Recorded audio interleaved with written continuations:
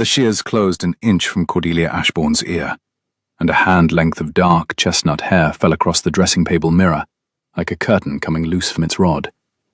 She did not flinch. Flinching would have moved the blade, and Lady Marjorie Ashbourne had never been a woman to apologize for clumsiness when she could blame the person beneath her wrist instead. "Hold still, child." Marjorie's voice was light, almost cheerful, the kind of voice a woman uses to instruct a maid laying a fire.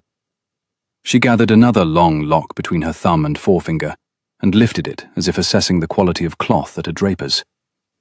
The shears bit again. Another length of Cordelia's hair slid silently down the silk of her wrapper and joined the first on the floor. "His Grace will be on our drive in 2 hours," Marjorie said, working her way around the back of Cordelia's head with the patient efficiency of a gardener pruning a bush that had grown too prosperous. "I should be very sorry, Cordelia, if anyone were to think that this house had presented him with a bride. It will spare us all an embarrassment." Cordelia counted.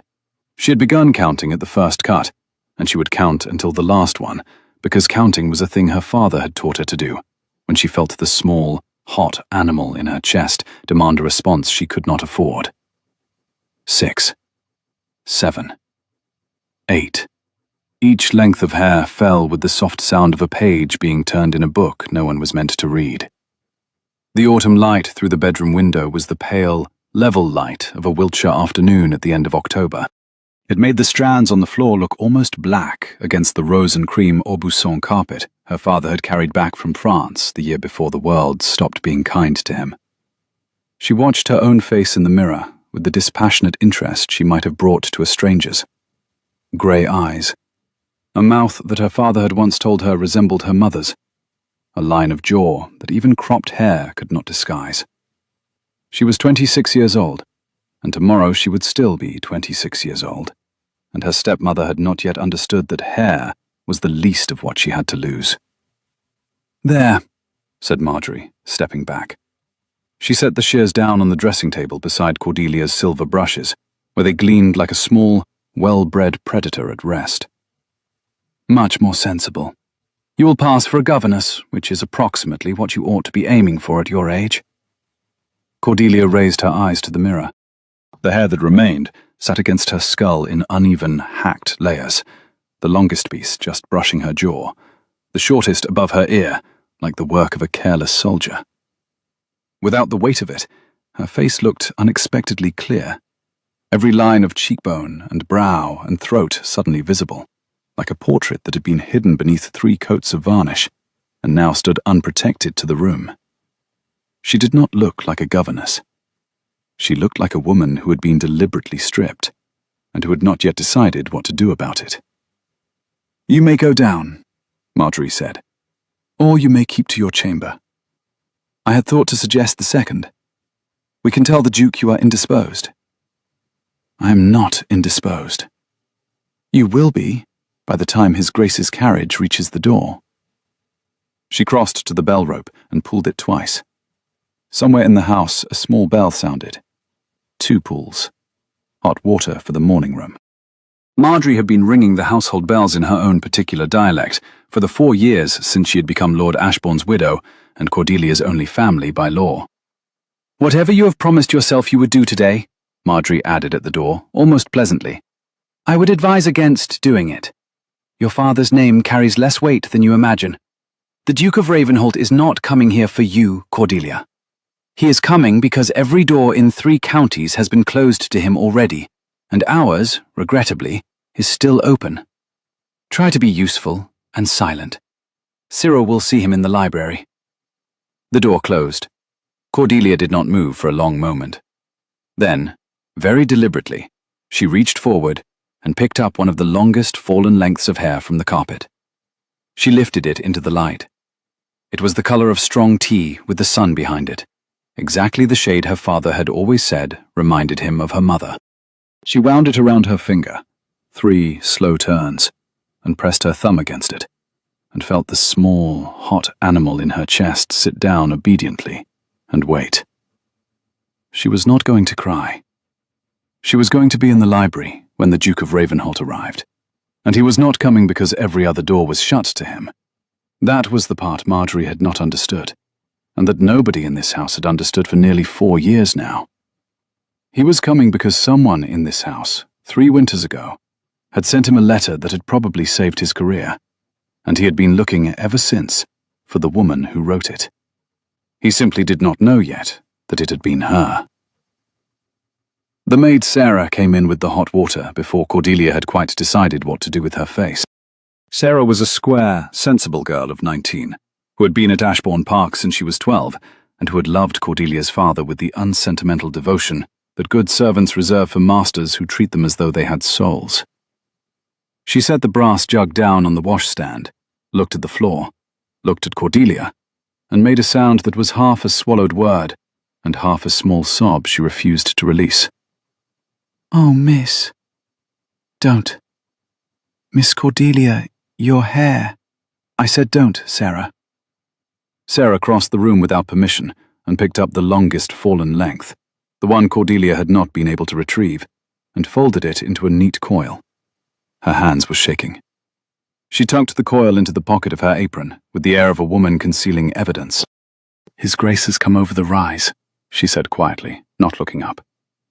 "Mr. Bentham saw the outriders from the south paddock and came in. There are 4 of them, 2 carriages. He will be at the door in 20 minutes. 2 carriages? Yes, miss." Cordelia let out a slow breath. Marjorie had said the Duke was coming because every other door was shut to him. 2 carriages and 4 outriders did not look like a man whose doors had been shut. It looked like a man arriving on his own terms. "My green silk, Sarah," she said. "The one with the bronze trim." Sarah stopped. "Miss, your hair—" "I have an hour to do something about my hair." "Lady Marjorie said—" "Lady Marjorie is not the mistress of this house. She is the widow of its previous master. There is a difference." Cordelia stood. The strands on the floor moved slightly with her, like dry autumn leaves. "Bring me the green silk, and bring me the small pearl combs from my mother's box." "Miss, there is barely enough hair left for combs." "There is enough." Cordelia met Sarah's eyes in the mirror. "There is exactly enough." Sarah went, and for a moment Cordelia allowed herself the single luxury she had refused all morning. She pressed both palms flat against the dressing table, leaned forward, and breathed in once, deeply, the air that smelled of cut hair and cold wood smoke from the unlit grate, and the faint, ghostly trace of her father's pipe tobacco that had never quite left this room. Then she straightened. The dressing table mirror, beheld coldly, told her something Marjorie had not realized. With the hair gone, the eyes were larger. The mouth was nearer to the center of the face. The line of the throat, long, fine, descending in a single unbroken curve to the collarbone, was, for the first time in her life, fully visible. Marjorie had thought she was destroying her stepdaughter's appearance. What she had done, in fact, was uncover it.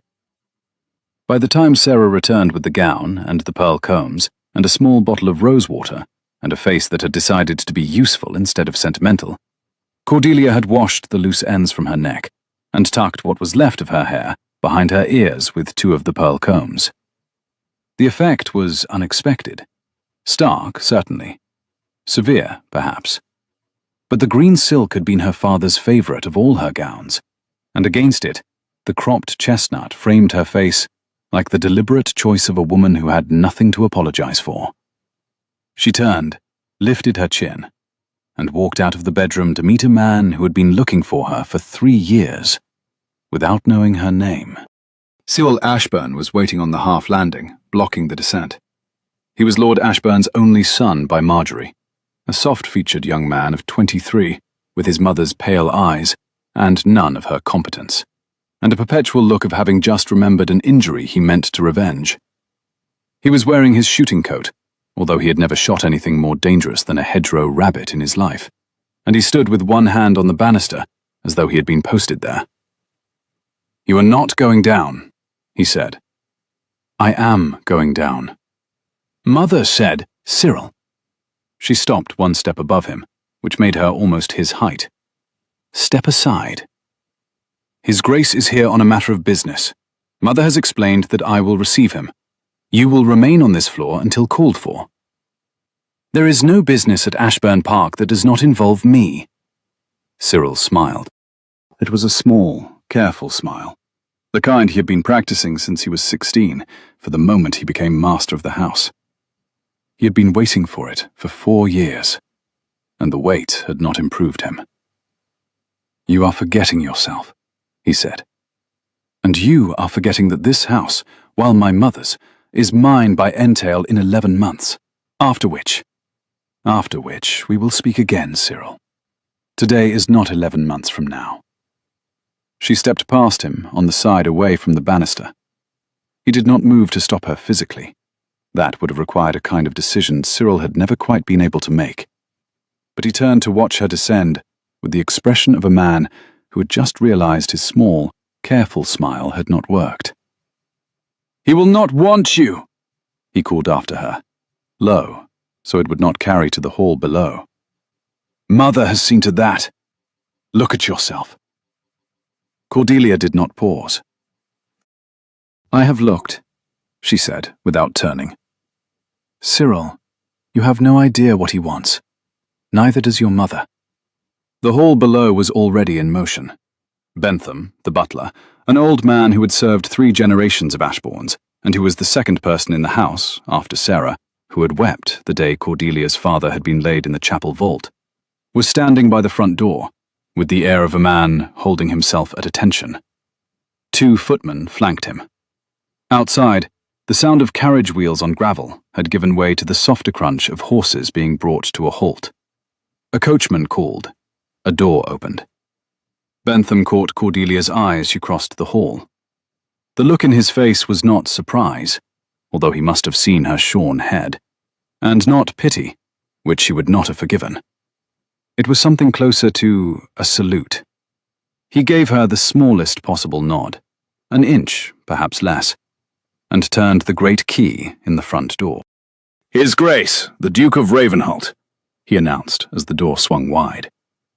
The man who stepped into the hall of Ashbourne Park was not what Cyril had expected, and not, in the end, quite what Cordelia had expected either, although she had 3 years of letters in her head to prepare her. He was 28, tall in the way that made doorways look ill-considered, with the sort of broad-shouldered build that comes from horses and sword exercise, and not from country idleness. His coat was a deep, fine bottle green, cut by someone who knew his shoulders.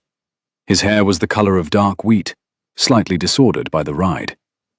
His face was made of clean planes, a nose that had been broken once and set well, a mouth that did not yet know it was meant to be amused, and a pair of grey eyes that were, in that first second, doing what grey eyes did very well, which was missing absolutely nothing.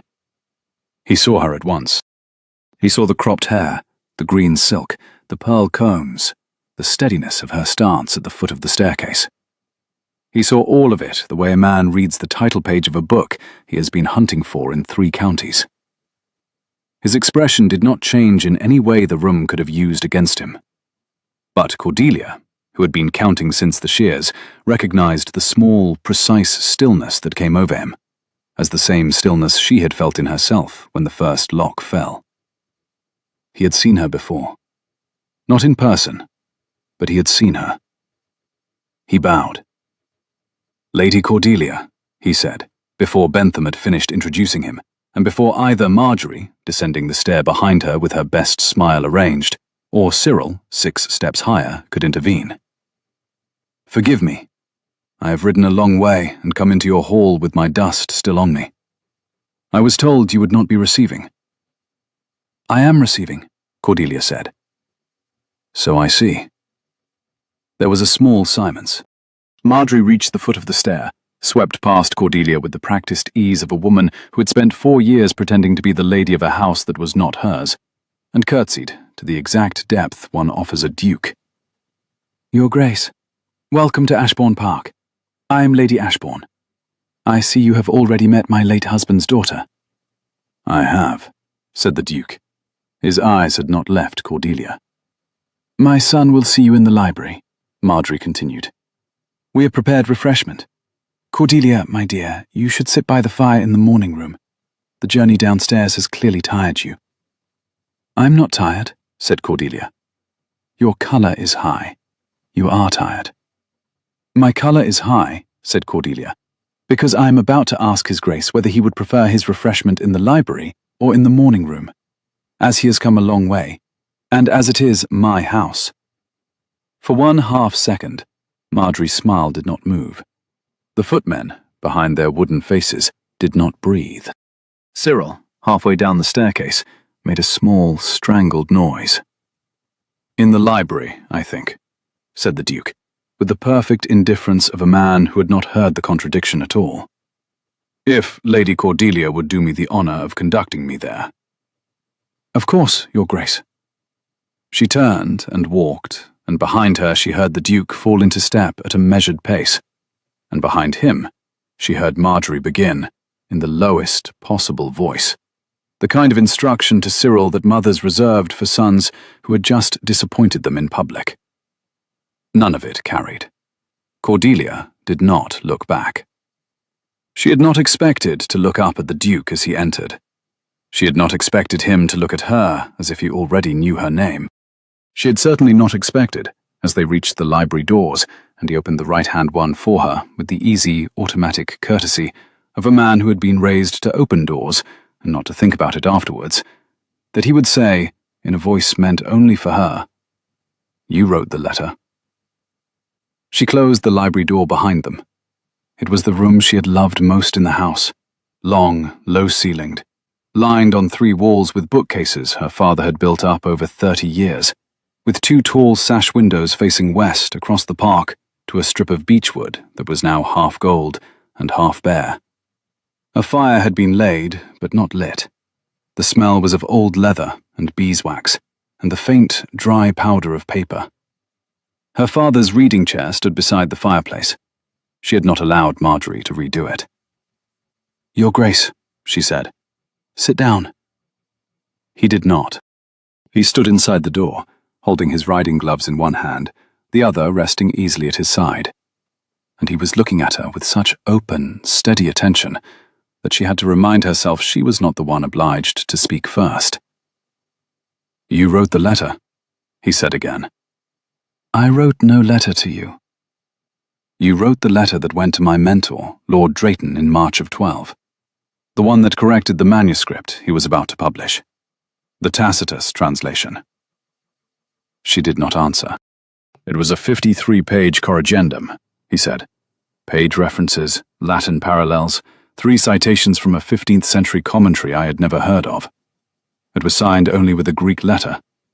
Lord Drayton did not publish. He was lost to us 8 months later, believing he had been saved from a public humiliation by an anonymous classicist in the country. I am very sorry to hear of Lord Drayton's loss. 3 years ago, after the Duke paused. After his affairs were closed, his papers came to me as his godson. The letter was among them. I have been looking ever since for the person who wrote it. I had assumed a man, a clergyman, possibly an Oxford fellow living quietly in retirement. I traced the handwriting through several routes that need not concern us." He paused again, and a small, dry, almost unwilling humour entered his voice for the first time. 3 weeks ago, I matched it to an account book from Ashbourne Park, lodged with the London Bank. The hand of the late Lord Ashbourne's daughter. That account book was in my father's hand. It was in the hand of someone who had been keeping it for him, while his own hand was no longer steady. There is no signature on either document, but the downstroke of the lowercase y is unmistakable. I had it compared by 3 experts. I came here to ask the woman who wrote that letter whether she would care to come to London and assist me, with the same translation I have now undertaken to finish, on Lord Drayton's behalf. You have written 2 days to offer me a clerical post. I have written 2 days to offer you a partnership. The word landed in the quiet library, like a coin dropped on a hardwood floor. Cordelia did not move. The cropped ends of her hair brushed her jawline, as she turned her head a quarter-inch towards the window. Outside, a pair of rooks were circling above the beechwood. She watched them, because watching them gave her face somewhere to be that was not pointed at the Duke of Ravenholt. "You have not asked," she said, "why my stepmother cut my hair this morning." "I do not require you to explain your stepmother to me. I have known women like Lady Marjorie." "Then you understand that whatever you have come to offer me, she has set herself, in the next 2 hours, to refuse on my behalf." "She cannot refuse on your behalf. The post would be mine to offer, and yours to accept." "She will tell you that I am unwell, or unstable, or unmarriageable, or all three, depending on which she thinks will move you fastest out of the house." "I am not easily moved out of houses." She turned to face him then. The Duke had not crossed the room. He was still standing inside the door, gloves in one hand, the other still at his side. His expression was open in a way that she found, against her will, almost difficult to look at. Not because it was warm, although it was, but because it was unguarded. No man had looked at her this directly since her father. "Your Grace," she said, "I should like to ask you a question." "Ask it." "If I had been sitting in my room, with my hair as it was this morning, long, ungifted, untouched by my stepmother's shears, would your offer be exactly the same?" He looked at her. He did not answer at once. He was a man, she realized, who took questions seriously. "It would be exactly the same," he said, "except for one detail." "And that is?"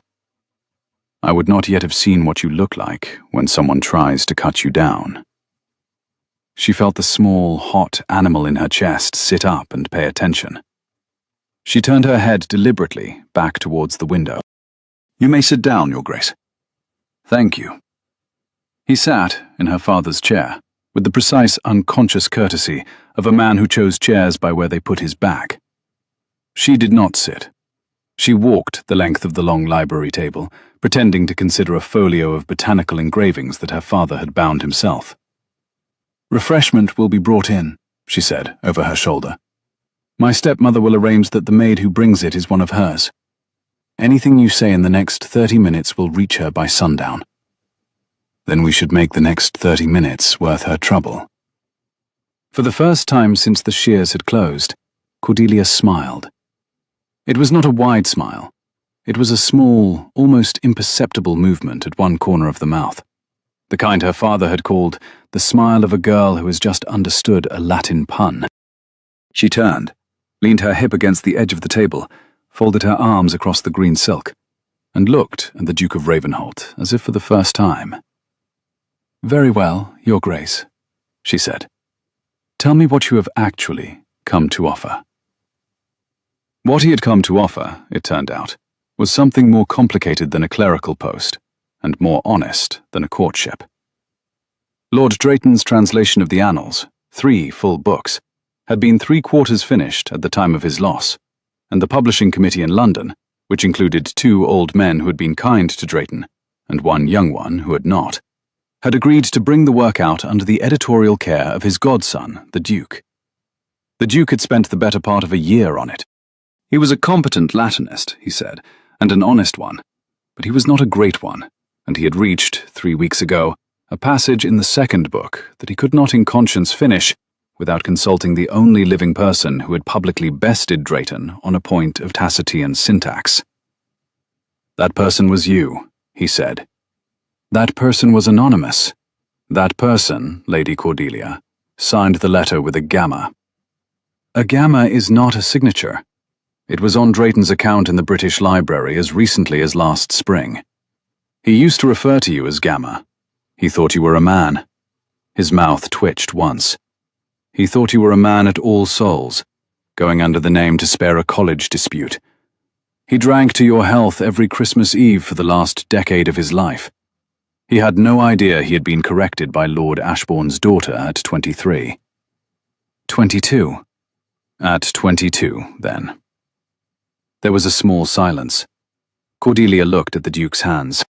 They were a working man's hands more than a Duke's, broad, lightly calloused along the inside of the thumb, a faint scar across the back of the left one in the place where a man with a hunter's history of fences carried such things. "Why did you write that letter?" he asked.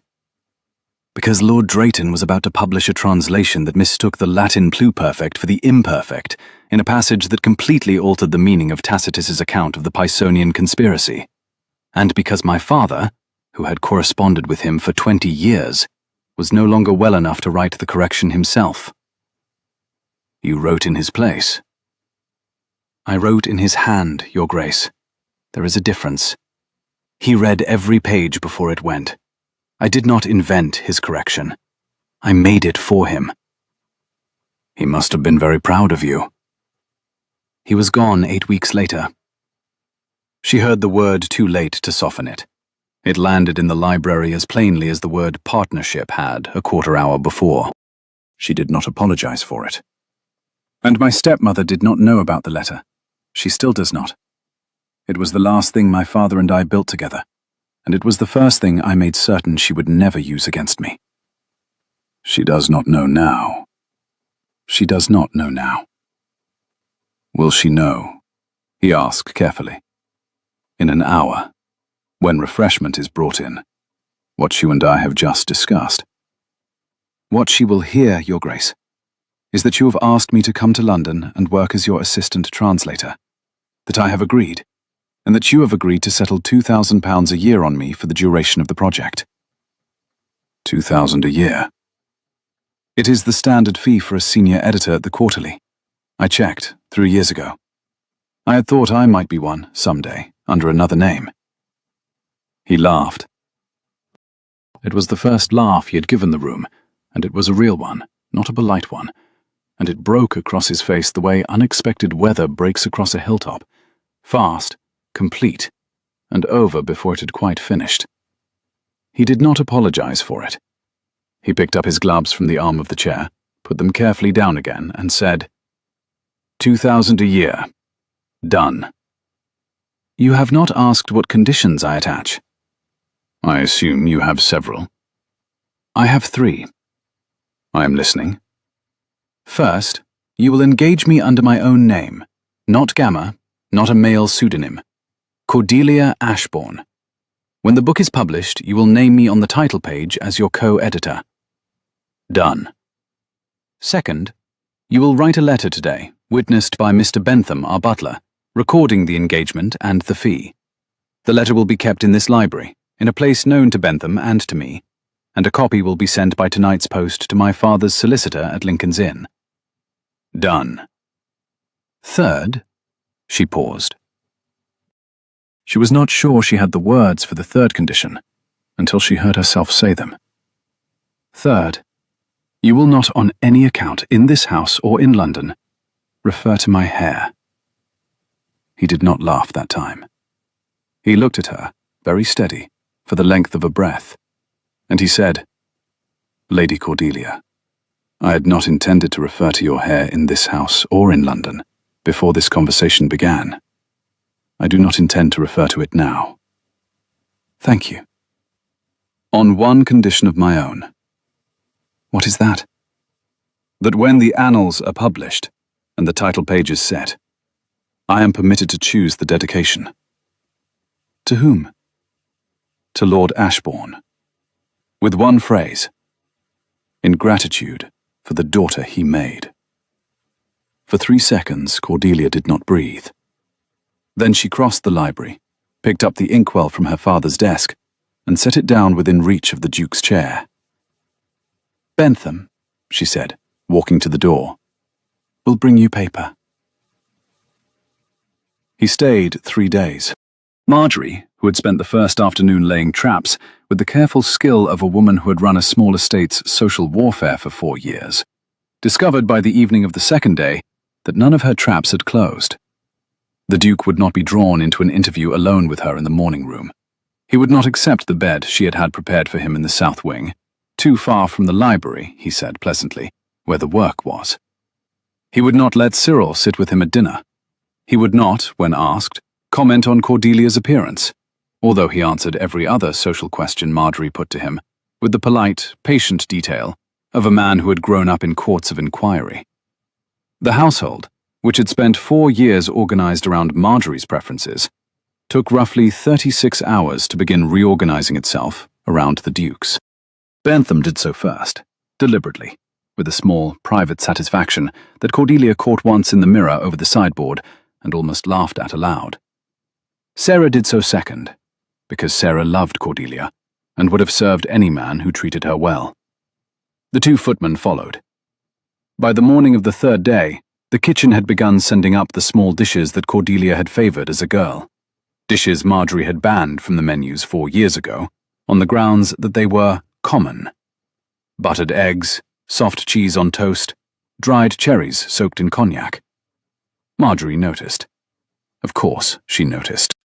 She noticed, too, the way the Duke walked beside Cordelia each afternoon at the same time of day, in the same long sweep down through the park to the river and back.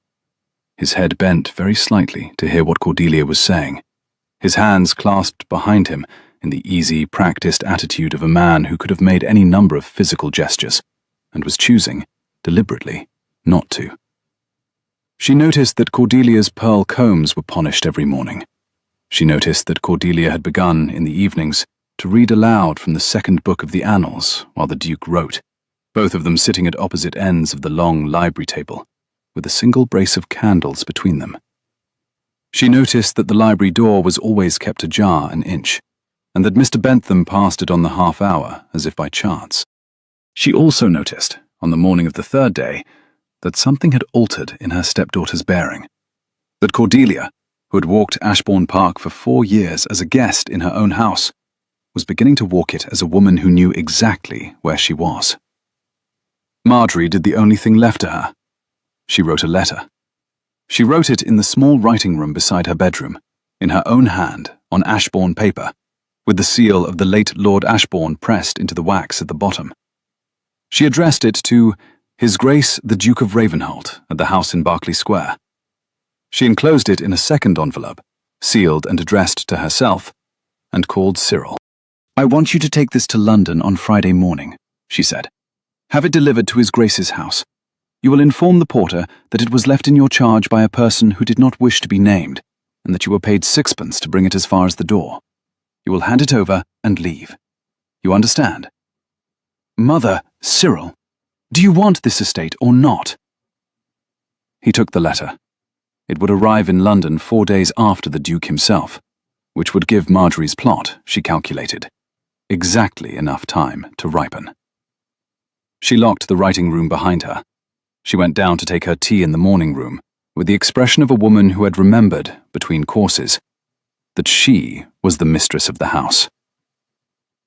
On the morning of his departure, the Duke walked with Cordelia one last time to the foot of the beech avenue.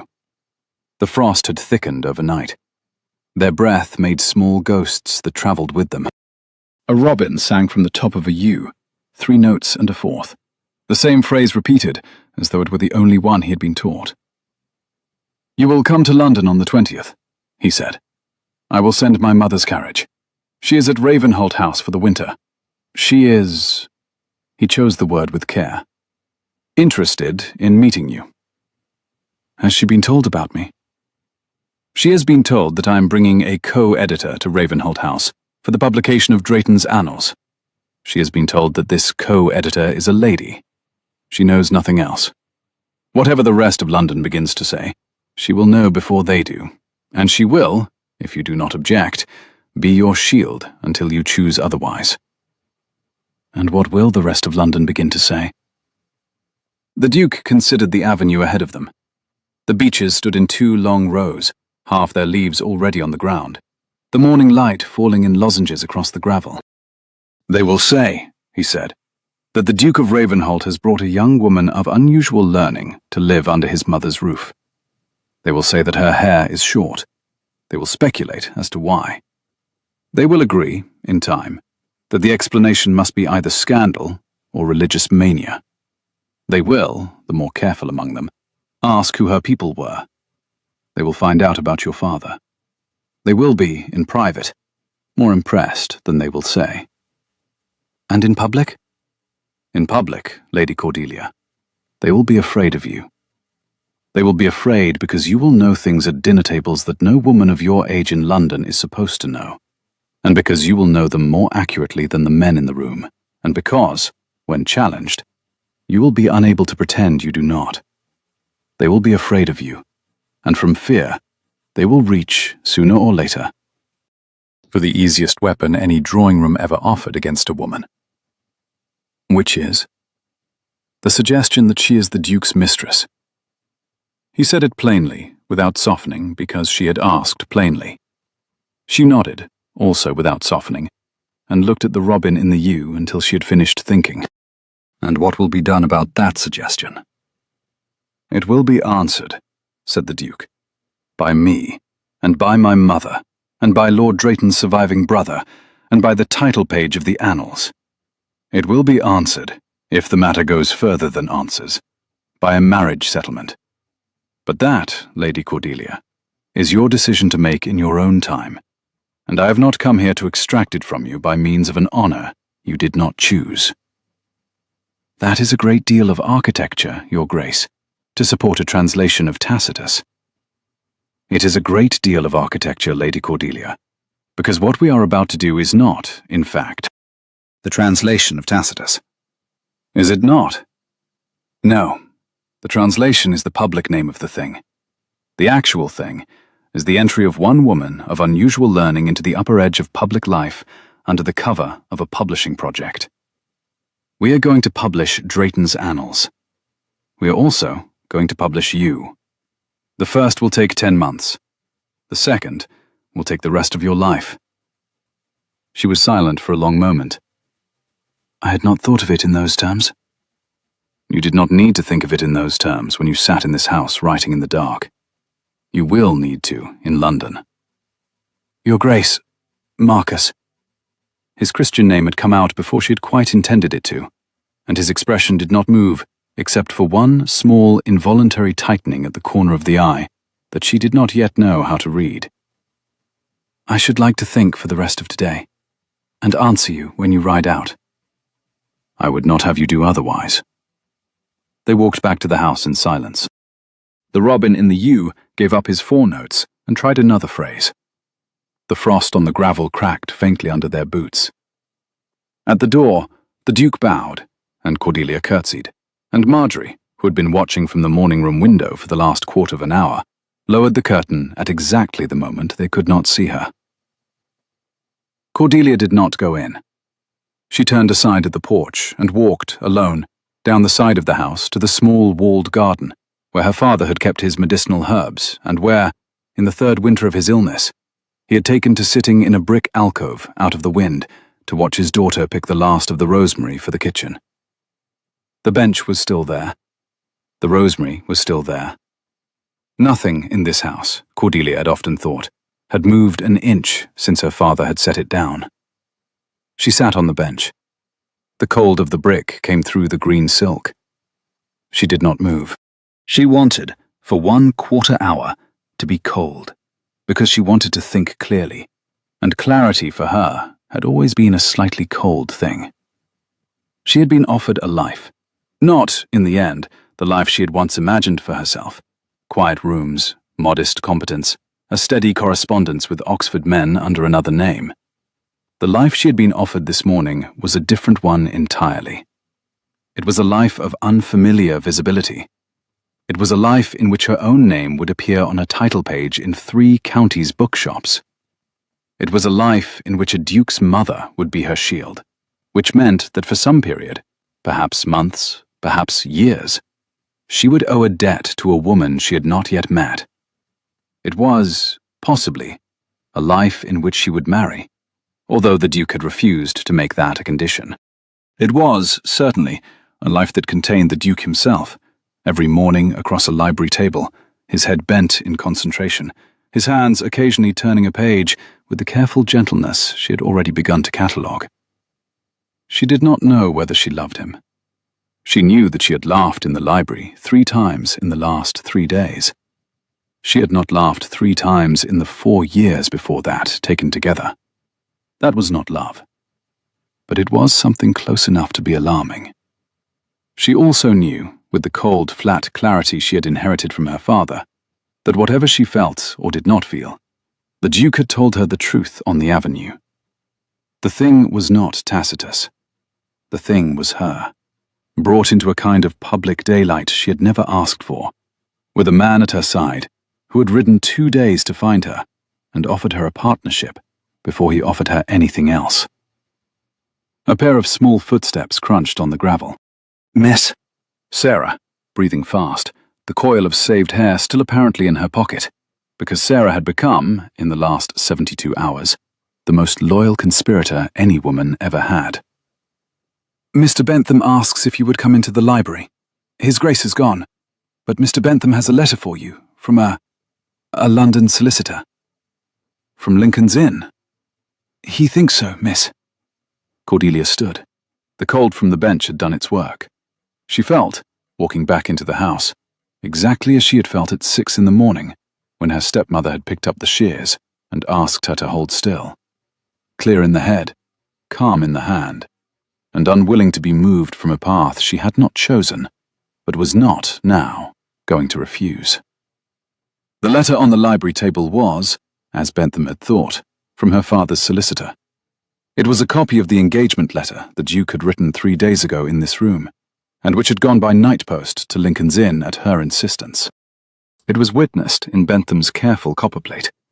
It bore the Duke's signature at the bottom, Marcus Henry Alaric Stanton, Ravenholt, and beside it, in a smaller hand, the solicitor had penciled the words, "Filed in the Ashbourne Deeds Box, 14th instant. Acknowledged. H. Carruthers." She folded the letter into the inside pocket of her stepmother's least favourite cloak and walked back upstairs to write the Duke's answer. 3 days later, on a wet Friday morning in November, the second carriage from the South Paddock at Ashbourne Park set out for London with Cordelia inside it. She wore the green silk under a thick travelling cape. The pearl combs were in her travelling case. Sarah sat across from her, plump and silent and proud, with the saved coil of chestnut hair still in her apron pocket, because Sarah was not a woman who let evidence be thrown away. In Marjorie's writing room that same morning, Cyril stood awkwardly with his mother's letter inside his coat, listening to her instructions for the 3rd time. "The porter is to be paid 6pence. 6pence, yes. You will not say my name. You will not say your name. I will not say my name. You will leave the letter and you will leave the house. I will leave the house. Cyril." She gripped his wrist. "If you bring me back this letter undelivered, I will see that you do not see the house again." "Mother, I will deliver the letter." She let go. She watched, from the window of the writing room, the second carriage pull away from the porch with her stepdaughter inside it. The robin in the yew was silent that morning. The frost was almost gone. The world had warmed 1/2 degree, in the perverse way the English weather sometimes does on the day a woman loses something for which she has been planning for 4 years. By Tuesday morning, Marjorie had calculated, the letter would have reached the Duke. By Wednesday, the rumours she had carefully seeded with 2 cousins in town would have reached the Duke's mother. By Friday, at the latest, the Duke would have understood that the woman he had brought to London was not the woman she had pretended to be. And the woman he had brought to London, Cordelia, the unexpected, the dangerous, the suddenly visible Cordelia, would be on the road back to Ashbourne Park. Marjorie turned away from the window. She rang the bell 3 times. Tea for 1 in the morning room. She had 11 months, she thought, to win the entail back for her son. She had perhaps fewer than 3 weeks before the Duke of Ravenholt would arrive at her door a second time.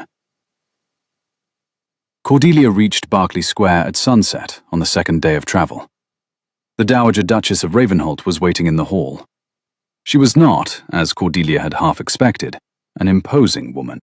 She was small, perhaps an inch shorter than Cordelia, with white hair drawn back into a knot that revealed an unfashionably high forehead, and grey eyes very like her son's. She wore a plain grey silk with 1 row of jet beads.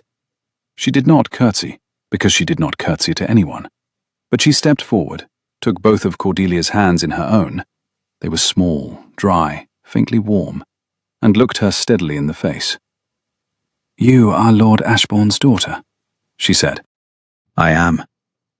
"My son tells me you corrected Drayton on a point of Latin syntax at 22 and wrote a 53-page corrigendum in your father's hand." "I did." "I should like to know," said the Duchess of Ravenholt evenly, "whether you also play the pianoforte, because if you do, I should like you to spend half an hour after supper playing for me, in order to find out whether I am going to like you, because I find I make up my mind faster about people who play." "I play badly, Your Grace." "Then we shall enjoy it together." Cordelia laughed for the 4th time in 8 days. The Duke, who had been standing in the doorway of the small drawing room and had clearly been watching his mother and her co-editor very narrowly during this exchange, said nothing. But he smiled, once. A small, quick smile that was gone before Cordelia could quite meet his eye, and turned away to attend to a footman. Berkeley Square had welcomed her. It would, she thought, take her some time to understand exactly what it was she had been welcomed into. The first 10 days of the work fell into a shape neither of them had quite expected. They began at 9 in the morning in the Duke's library, which faced east and was filled, by 9:30, with the kind of pale, clear London light that made paper look very white and ink very dark. The Duke worked at the long table near the window. Cordelia worked at a smaller desk set at right angles to his, perhaps 2 yards away, with her father's annotated Tacitus and the Duke's manuscript pages set out in front of her. She read aloud. He wrote. He read aloud. She wrote. Between them, on the table, sat a brace of candles that were never lit, because the daylight in this room was so generous that no one needed them. They worked, the first morning, for 3 hours without a single private word. They worked, the second morning, for 3 hours, and exchanged exactly 4 sentences, all of them about the Latin pluperfect. By the 5th morning, Cordelia could read his handwriting without effort, and he could anticipate her objections 2 pages in advance, and they had begun to laugh, occasionally, at the small absurdities that the late Lord Drayton had left behind for them. A marginal note in violet pencil that read, "Dull but true." A Latin pun he had attempted in a footnote. A date he had recorded incorrectly because he had a personal feud with his housekeeper that year and could not concentrate. It was the Dowager Duchess who insisted, on the 7th evening, that they were not to dine alone together. "My dear," she said to her son, over Cordelia's head, in the manner of a woman who had decided long ago to deliver her important communications in front of any witness within reach. "You are going to ruin the girl by accident if you go on as you are. You will dine with me and with Lady Cordelia every evening this week, and we will have one guest at table at least 3 nights in 5. Beginning with Lord Sefton on Thursday. He is harmless. He will see her, and he will tell 3 drawing rooms about her by Friday, and that is precisely what I require." "Mother, the work is going excellently. The work has nothing to do with what we are discussing. I am proposing to construct a small social fortification around the lady before anyone else has time to dig a trench." "You are using military metaphors at dinner again." "I am using military metaphors at dinner because we are at war, my dear, and you have not yet noticed." The Duke set down his fork. "Mother," he said quietly, "I have noticed." It was the first time, in Cordelia's company, that he had referred even indirectly to the fact that they were at war. She did not raise her eyes from her plate. She did, however, set her own spoon very carefully across the rim of the porcelain, a small, deliberate gesture that the Dowager Duchess did not miss, although she pretended not to see it. "Then we are agreed," said the Duchess. "Lord Sefton on Thursday." "Lord Sefton on Thursday." "Lady Cordelia." "Your Grace." "You will wear the dark gold." "I do not own a dark gold gown." "You will have one by Thursday. Don't fuss. I have an excellent woman in Conduit Street." Cordelia did not protest. She had spent 10 days now in the orbit of the Dowager Duchess of Ravenholt, and she had learned, very quickly, that arguing with her was like arguing with weather. One simply turned one's collar up and waited. But she did, that night, on the way to her bedroom, put her hand on the Duke's sleeve as they passed in the upper hall. He stopped at once. "You should not let your mother dress me," she said quietly.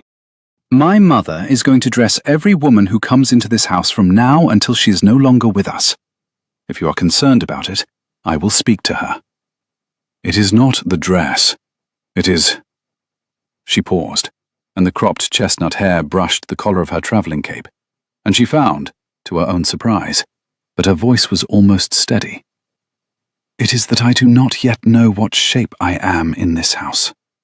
I came as your co-editor.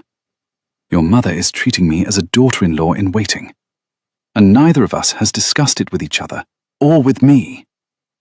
"You are right," he said.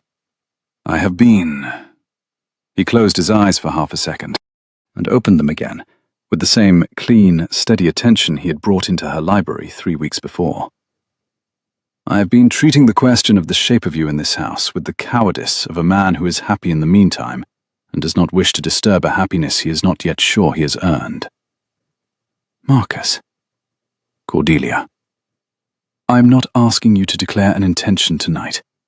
I am asking you to be the man you were on the avenue at Ashbourne, the one who told me precisely what we were doing." He nodded once. "On Friday," he said. "After Sefton. I will tell you, after Sefton, exactly what I am proposing, work and otherwise. And you will tell me, after Sefton, exactly what you require of me. We will not pretend, after Sefton, but we are anything other than what we are. Will you accept those terms?" "I will accept those terms." "Thank you." He bowed, very slightly. He did not touch her. The space between his hand and hers on the railing of the upper hall was perhaps 3 inches, and for those 3 inches Cordelia would have given, in that moment, almost anything. But neither of them moved. The Dowager Duchess's voice from the dining room below, calling for Bentham's London counterpart, a butler named Pierce, on some matter of the Thursday menu, broke the moment cleanly, and Cordelia went on up to her bedroom, and Marcus went back down to his mother, and the upper hall closed its 3-inch silence behind them. It was on Wednesday morning, at the start of the 11th day, that Cyril's letter arrived. Pierce brought it on the silver tray with the rest of the Morning Post into the breakfast room. The Duke was sitting at the head of the table with his coffee and the manuscript page he had been working on the night before. His mother was at the foot, eating a small dish of preserved figs, with the precision of a woman who had eaten preserved figs every morning of her adult life. Cordelia was opposite the windows, reading a printed copy of the Tacitus she had brought from her father's library. Marcus broke the seal of the top letter, glanced at it, set it down and reached for the next. He picked it up. He stopped. Cordelia, across the table, saw him stop. She did not look up at once. She turned a page of the Tacitus and waited. The Duke broke the second seal. He read. He read again. He set the letter down on the tablecloth and looked across at his mother. "Mother, my dear, I have here a letter," he said carefully, "purporting to be from Lady Cordelia Ashbourne, requesting that I cease all contact with her on the grounds that her engagement to me, which she alleges I am attempting to enforce against her wishes, is repugnant to her religious conscience. She signs herself Cordelia Margaret Ashbourne. Ah. It is not her hand. It is a competent forgery. The downstroke of the Y is wrong." He looked at Cordelia. She did not look up from the Tacitus. She turned another page. "I would not," she said, in the very even voice she had begun to develop at the age of 10, "have signed any letter to you, Cordelia Margaret. I would have signed Cordelia Anne, which is my correct second name. And I do not have a religious conscience that would object to publishing a translation of Tacitus, even one as middling as Drayton's. May I see the letter?" Marcus passed it down the table. Cordelia read it twice. The second time she actually laughed. A small, short, surprised laugh that escaped before she had quite decided to let it out. "It is Marjorie's hand," she said. "She has copied my Y from a household account she kept in my hand 4 years ago. She has missed the downstroke. It is otherwise excellent. I think we may take it that my stepmother has decided to attack." "This is not an attack on you," said the Dowager Duchess, setting her spoon down. "This is an attempt to remove you from my house." "It is both, Your Grace." "It is both. You are quite right." The Duke had not moved. He was looking at the letter on the tablecloth, as though it were an unwelcome but instructive species of insect. "How," he said, "did your stepmother contrive to have a letter brought to my London porter by a person who could not be named and would not give his face?" "Cyril." "Cyril." "My stepbrother. He will have brought it himself. He will have been paid 6pence by his mother to do exactly the trick. Marjorie is not a creative woman. She is a methodical one." "Then we know who delivered it." "We know who delivered it." "And we can prove it." "If we can find Cyril in London this week, we can prove it. He is not a clever liar. Mr. Bentham, our butler at Ashbourne Park, will swear in court that Cyril took the letter from my stepmother's hand on Wednesday morning. He will swear because he loved my father. He may also swear because he loathes Cyril. Either will do." The Dowager Duchess refilled her coffee. "Marcus," she said, "today is Wednesday. Tomorrow is Thursday. Thursday evening we receive Lord Sefton. I propose that we receive Lord Sefton in our most ordinary state of cheerfulness, which is to say that we will not mention this letter to him or to anyone else, and that on Friday morning you will go to Bow Street. You will lay an information against Lady Marjorie Ashbourne for the forgery of her stepdaughter's hand in a private correspondence, and you will produce Mr. Bentham in London by next Monday as your principal witness. Mother, I am not finished. You will produce Cyril Ashbourne by next Tuesday as your second witness. You will not produce him in court. You will produce him in this house. You will give him the option of swearing privately that he carried his mother's letter, knowing it to be a forgery, in exchange for your silence at Bow Street, or of being publicly named at the magistrate's bench as a small-time confederate to a forgery against a duke. He will choose the first. He is, by your account, Lady Cordelia, a young man whose primary fault is cowardice. We will use the fault." Cordelia looked at the Dowager Duchess of Ravenholt across the breakfast plates. "Your Grace," she said. "My dear." "You are formidable." "I have been formidable for 61 years, my dear. It would be a great pity to stop now." Lord Sefton came to dinner on Thursday evening at 7 o'clock.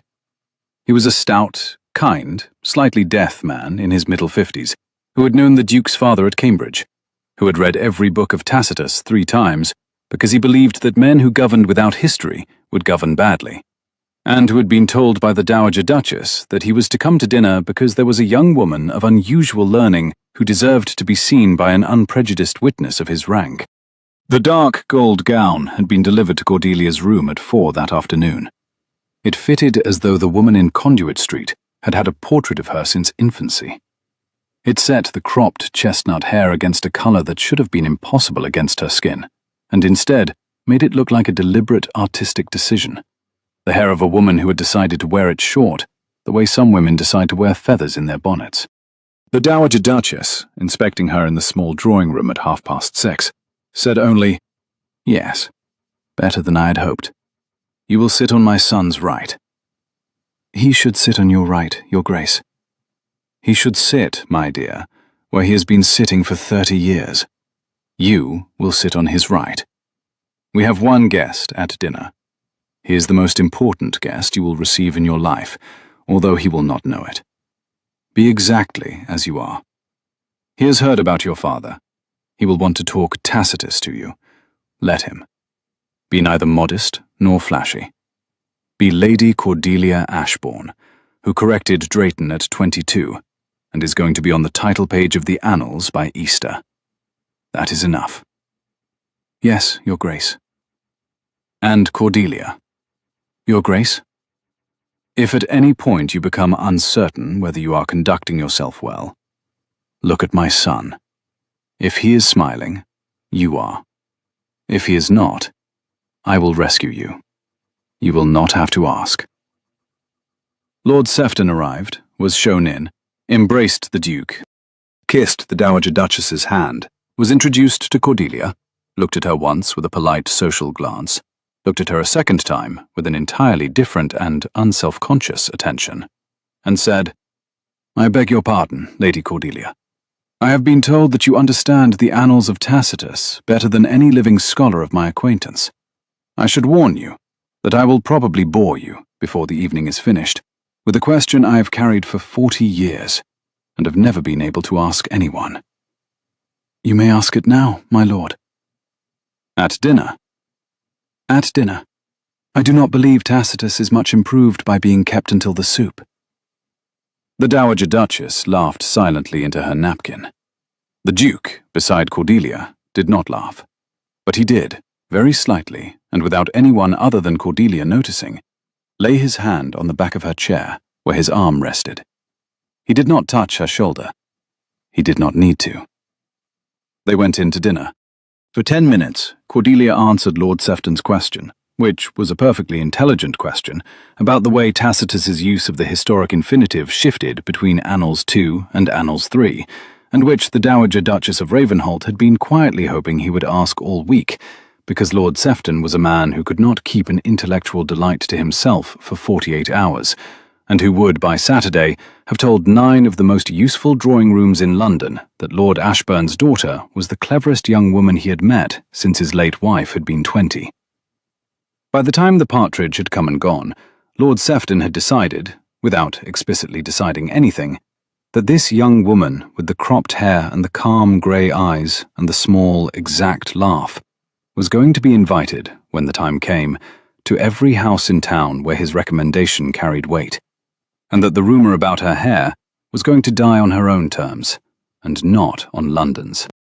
He left at 11, kissed the Dowager Duchess's hand again, asked permission to call again before the end of the month, and bowed to Cordelia with a depth that even the Duke noticed. The hall door closed behind him. The Dowager Duchess turned to her son. It is done. It is done. She turned to Cordelia, lifted one small, dry hand, and laid it on Cordelia's cheek.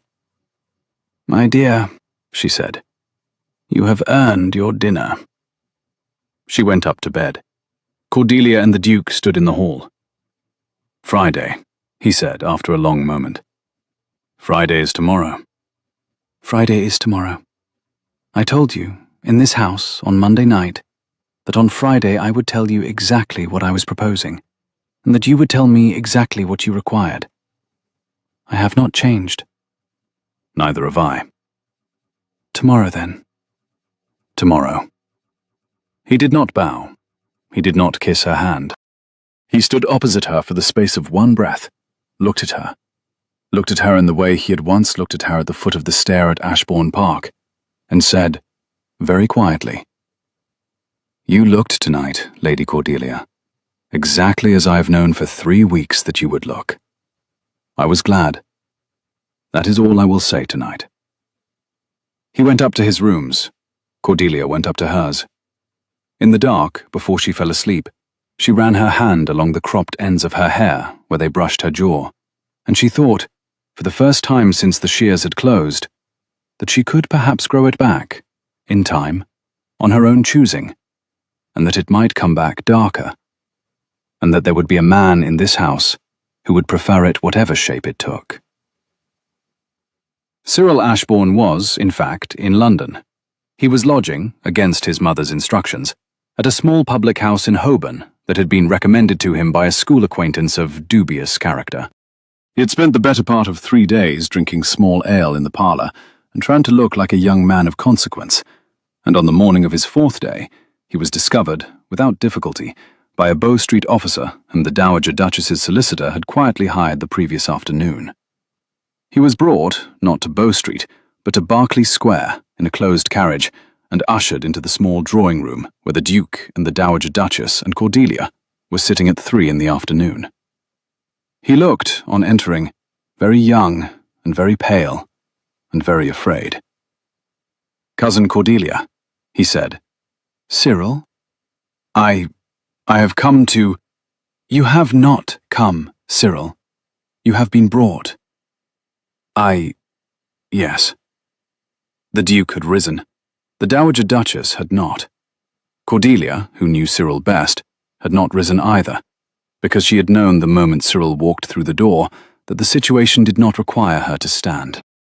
"Mr. Ashbourne," said the Duke quietly. "Sit down." "Your Grace." "Sit down." Cyril sat. He sat on the very edge of the chair Pierce indicated to him. His hands, which had been chosen by Marjorie for their resemblance to gentility, were trembling. "I am going to ask you," said the Duke, "one question, and the answer you give to that question will determine the rest of your life. Do you understand?" "Yes, Your Grace." "Did you, on Wednesday last, deliver to the porter at this house a letter which had been written and sealed by your mother, Lady Marjorie Ashbourne, in which she forged your sister, Lady Cordelia Ashbourne's signature?" A long silence. Cyril looked at his shoes. Cordelia, watching him, knew exactly what Cyril was doing. He was running, in his small, worried mind, through the calculation Marjorie had given him 3 weeks ago. He was estimating the cost of saying yes. He was estimating the cost of saying no. He was discovering, in the slow, steady gaze of the Duke of Ravenholt, that neither of his mother's calculations had included the possibility that he might be made to give the answer in a London drawing room, rather than in the privacy of his own family. "I did," he said. "You delivered the letter." "I delivered the letter." "You knew when you delivered it that the signature was your mother's forgery of your sister's hand." Yes, I knew." "Are you prepared," said the Duke, "to repeat that statement, today, in writing, witnessed by my mother and by Lady Cordelia, and by Mr. Pierce, my butler?" "Your Grace." Cyril's voice broke. He looked at Cordelia, and then at the Dowager Duchess, and then back at his shoes. "If I do, my mother will—" "Your mother, Mr. Ashburn, has already done. The question is, what you are going to do." "What do you require, Your Grace?" "I require," said the Duke, "the statement in writing. I require also a second statement, in which you swear that you will not, for the rest of your natural life, accept any instruction from your mother in any matter concerning your stepsister, Lady Cordelia Ashbourne, or any matter concerning the estate of Ashbourne Park, as it relates to her. In exchange, this household will not lay an information against you at Bow Street. The forgery charge will rest entirely against your mother, where it belongs. You will return to Ashbourne Park. You will inform Mr. Bentham that I am sending him a letter under separate cover, and you will not interfere in your stepsister's affairs again. Do you understand?" "Yes, Your Grace." "Cordelia." "Marcus?" "Is that sufficient for you?" She looked at Cyril a long moment. She had known him since he was a small, watchful, deeply ordinary boy of 14. She did not hate him. She had never hated him. She had only ever found him, like his mother, methodical, without imagination, and incapable of seeing that there were other lives in the house besides his own. He was sitting in front of her now, 23 years old, white in the face, and she understood for the first time that he was probably going to be 23 years old at the back of his eyes for the rest of his life. "It is sufficient," she said. "Cyril, listen to me carefully. You may go home. You may keep the entail when it falls. I will not contest it. But you will write to me, by the end of next week, with a list of the household servants your mother has dismissed in the last 4 years, with the dates of their dismissal. Sarah will know most of them. Bentham will know the rest. I am going to find them, and where they have been wrongly turned out, I am going to restore them. You will not stop me.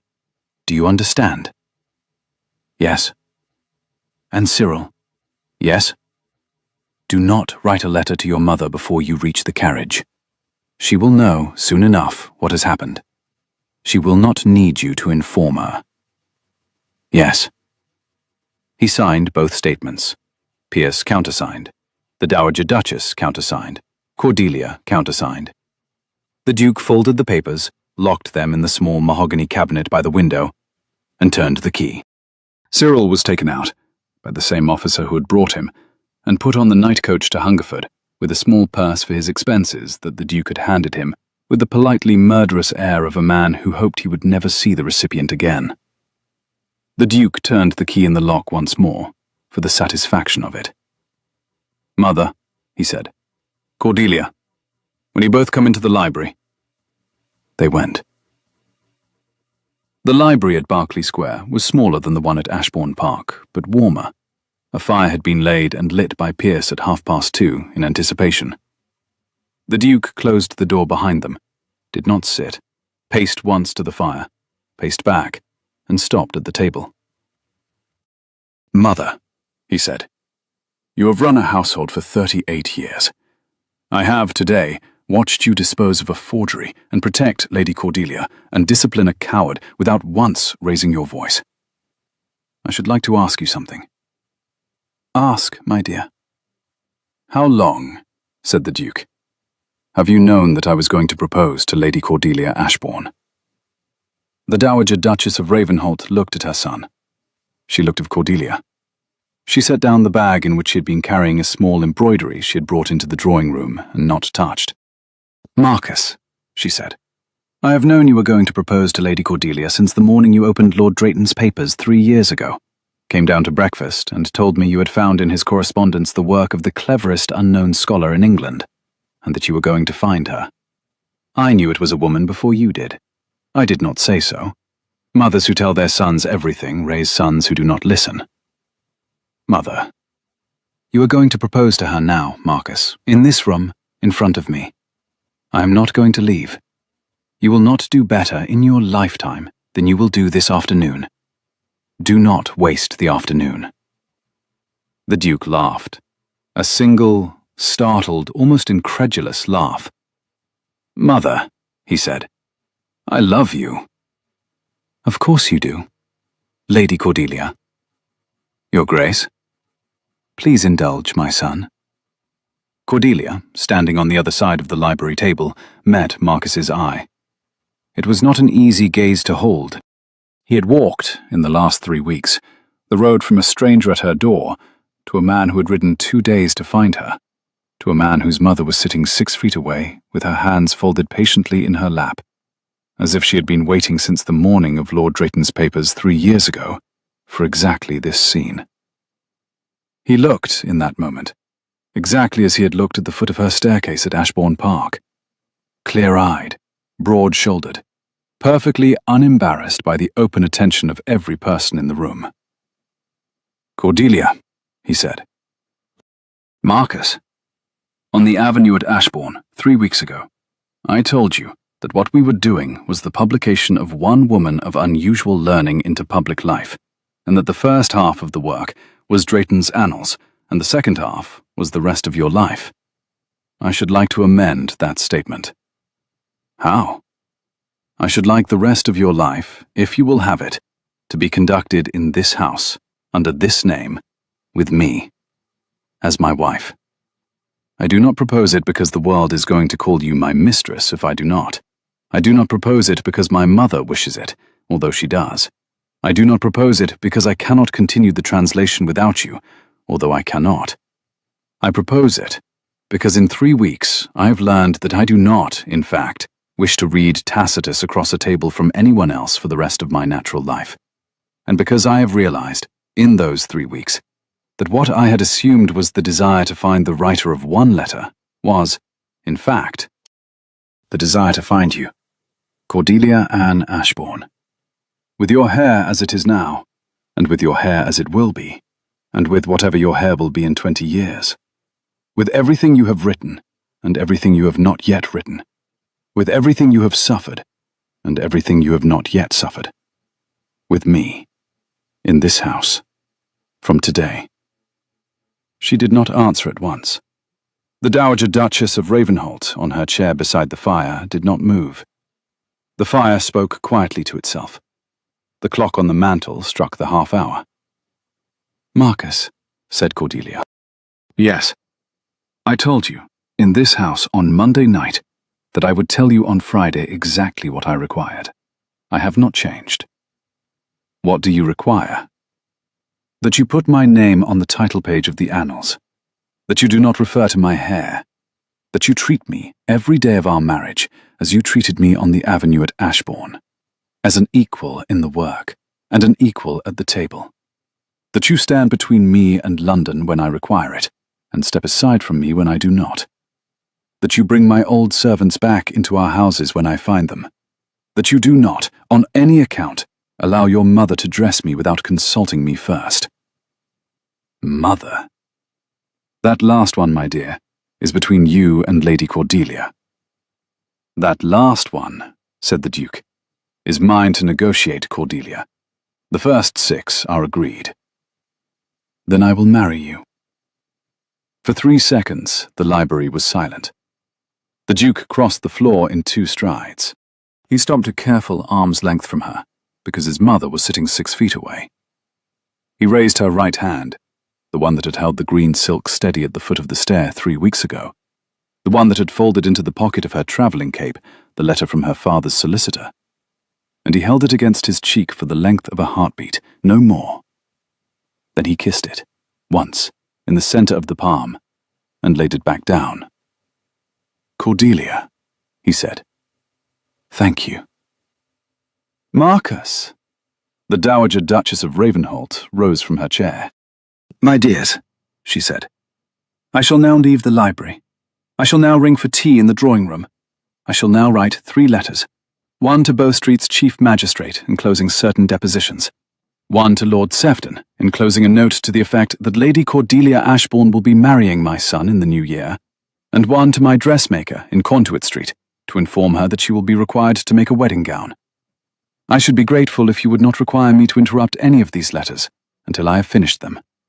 You may come down at your leisure." She walked to the door. She turned. "Marcus."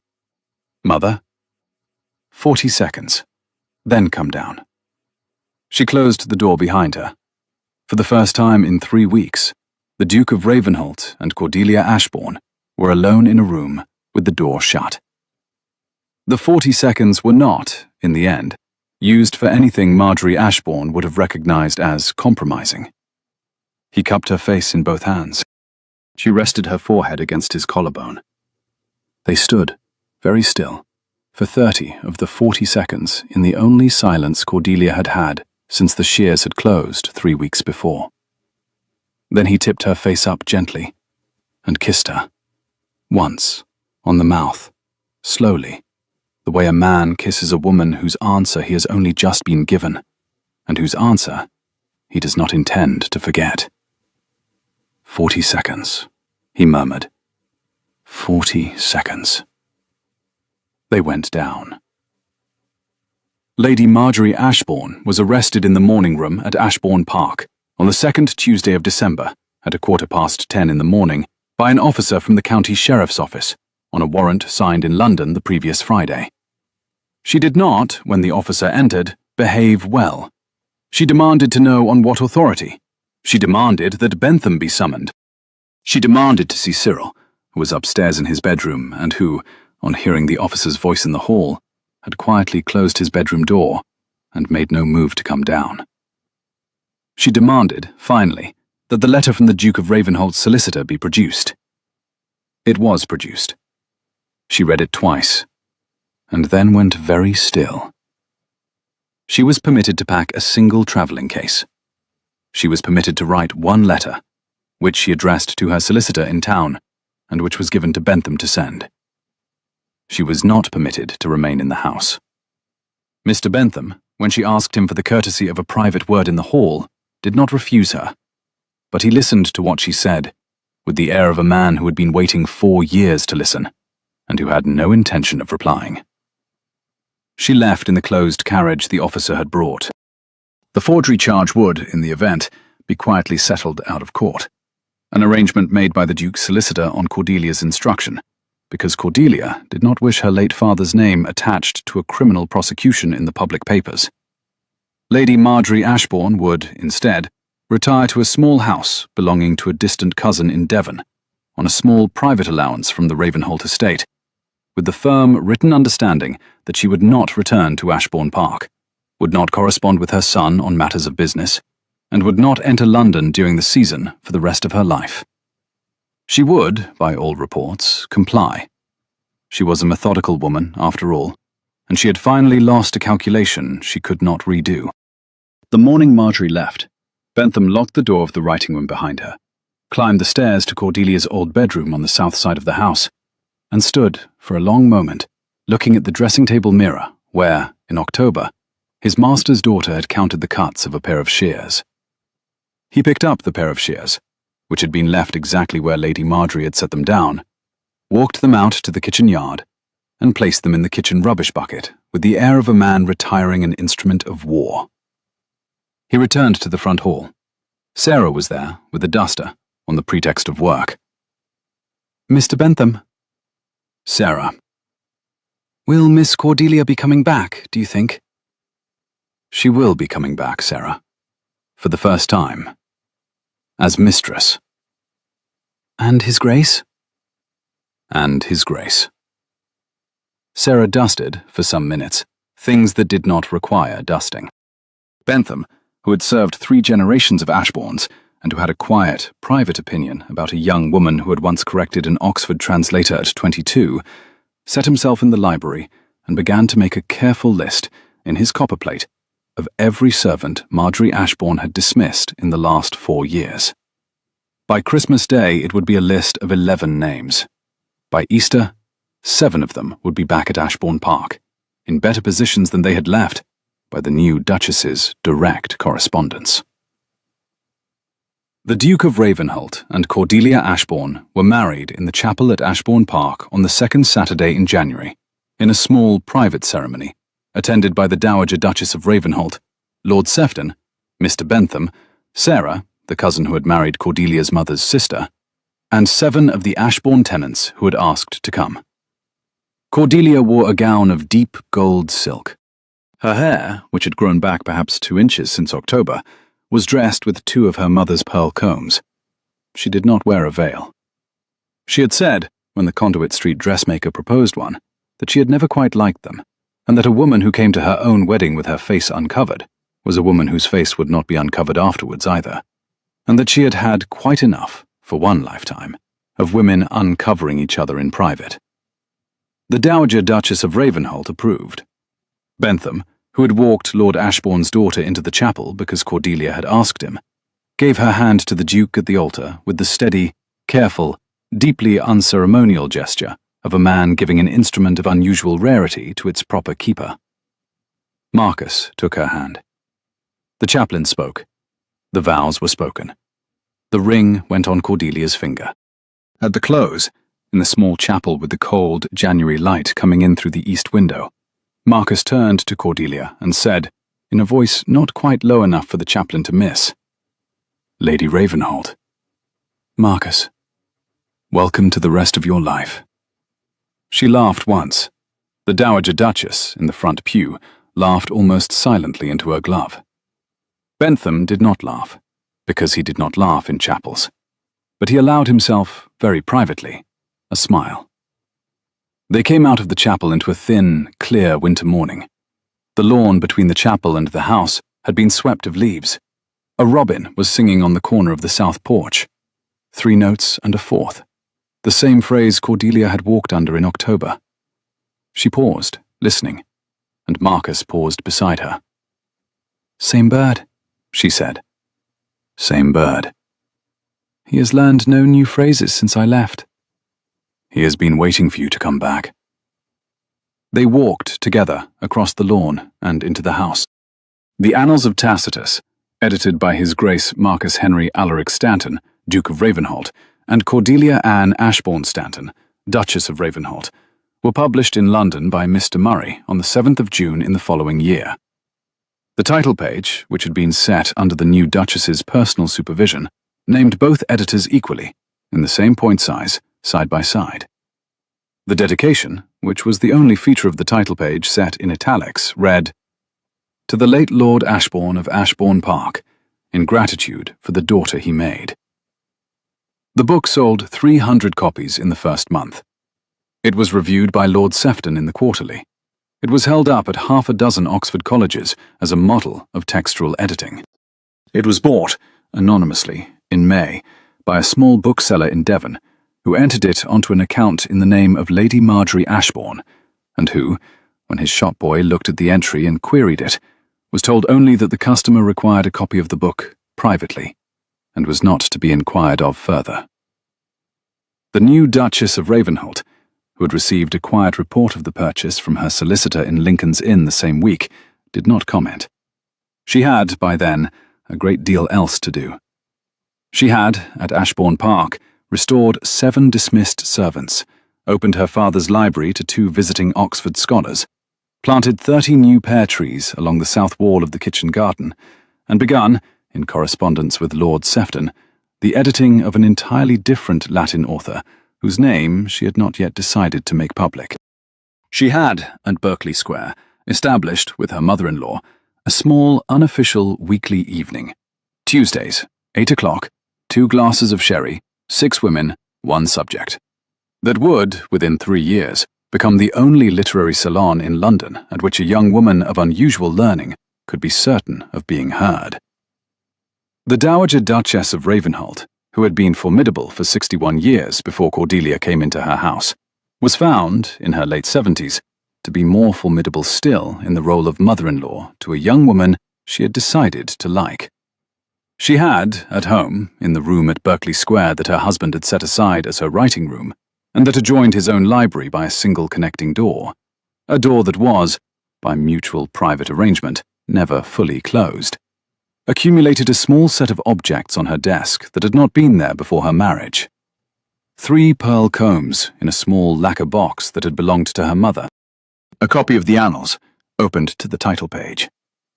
A small coil of dark chestnut hair, returned to her by Sarah on the morning of the wedding from the apron pocket in which it had been kept since the 2nd Wednesday of October. A miniature of her father. And on the corner of the desk, in a small porcelain dish, a pair of plain, steel-handled shears. She had brought them down from Ashbourne Park in March, retrieved from the kitchen yard where Mr. Bentham had placed them, cleaned by Sarah, set in the dish by Cordelia herself. They were not, any longer, an instrument of war. They were now, in the perfectly precise arrangement of objects on the desk of the Duchess of Ravenholt, simply a pair of shears for cutting paper. Marcus, who saw the dish on the desk the first morning she set it down, did not comment. She watched him not comment. He came across the room. He stood behind her chair with one hand resting on its back. He kissed the top of her head, where her hair, now nearly 2 inches longer than it had been in October, was already starting to curl. He said nothing for a long moment. Then, very quietly, in the voice he had used in her library at Ashbourne Park on the afternoon they had first met, "You wrote the letter." "I wrote the letter." "I am glad." "So am I."